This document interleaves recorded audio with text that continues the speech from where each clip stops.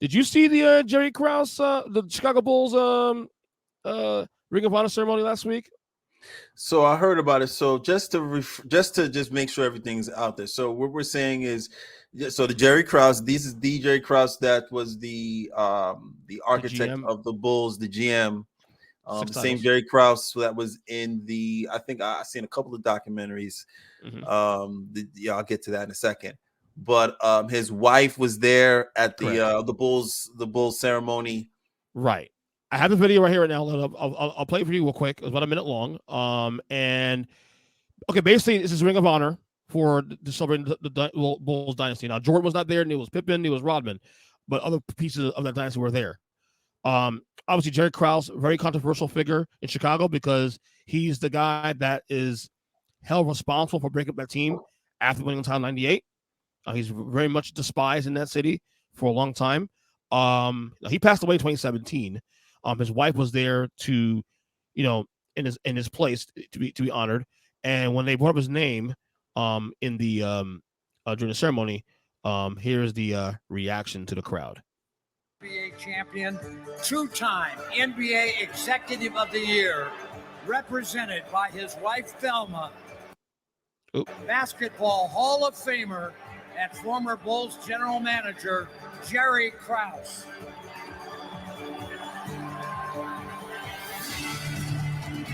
That's tough to watch.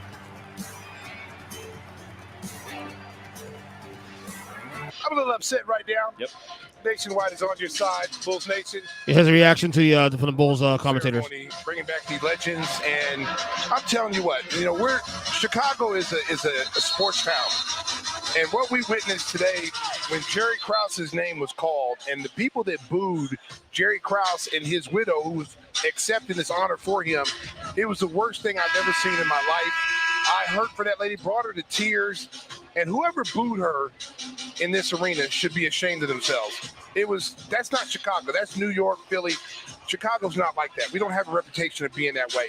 And whether you like Jerry Krause or not, that man brought 6 championships here. He didn't shoot a basket, nor did he get a rebound, but he put 6 titles up in this ring. There's a lot of teams doing that. All right, your thoughts on that, man? Hey, man, you didn't know who was booing. So talking to that particular gentleman that was talking just now, sir, I don't think you saw who booed. If it was multiple, it said fans. So more than one.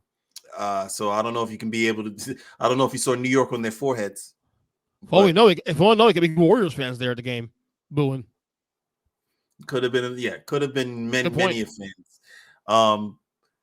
It was some folks just don't have any class, to be honest with you. It's just the bottom line.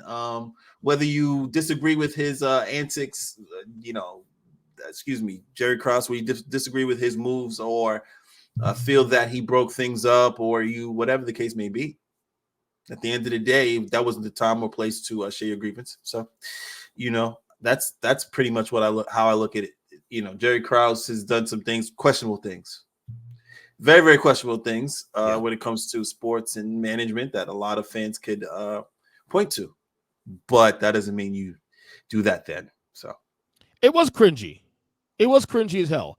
And I'll be honest with you, I don't think it would have been a big deal if she wasn't there and you didn't see the reaction of his widow.